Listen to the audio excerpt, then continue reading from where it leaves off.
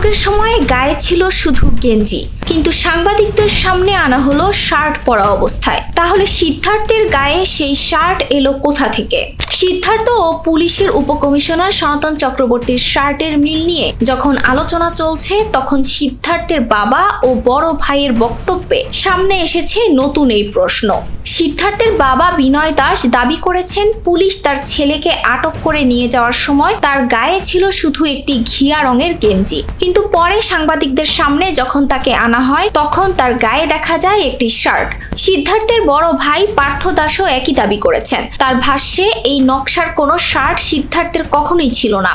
তার প্রশ্ন, আমার ভাই কিভাবে ওই শার্টটি পরলো তা আমরা জানি না, এ বিষয়ে পুলিশই ভালো বলতে পারবেন। তবে ডিবি প্রধান সনাতন চক্রবর্তী এই অভিযোগের সঙ্গে একমত নন। তিনি বলেছেন, আসামির পরনের শার্টটি দেখতে তার শার্টের মতো হলেও দুটির মধ্যে কোনো সম্পর্ক নেই। তার নিজের শার্টটি আড়ং থেকে কেনা এবং একই ডিজাইনের শার্ট অনেকের কাছেই থাকতে পারে। সনাতন চক্রবর্তীর দাবি, তিনি ঘটনার দিনও একই শার্ট পরেছিলেন এবং সে সময়ের ছবি দেখিয়েও বিষয়টি ব্যাখ্যা করেছেন। তার ভাষ্য, আসামির শার্ট এবং তার শার্ট আলাদা, একই ধরনের শার্ট বাজারে অনেক থাকতে পারে। তিনি আরো অভিযোগ করেছেন, তদন্তকে ভিন্ন খাতে নেওয়ার উদ্দেশ্যেই একটি মহল এ নিয়ে বিভ্রান্তি ছড়াচ্ছে। কিন্তু তারপরও মূল প্রশ্নটি থেকেই যাচ্ছে, আটকের সময় যদি সিদ্ধার্থের গায়ে গেঞ্জি থাকে, তাহলে সাংবাদিকদের সামনে আসার সময় তার গায়ে শার্টটি কে পরিয়ে দিল? পুলিশ হেফাজতে নেওয়ার আগে ও পরে তার পোশাক পরিবর্তনের কারণ কি?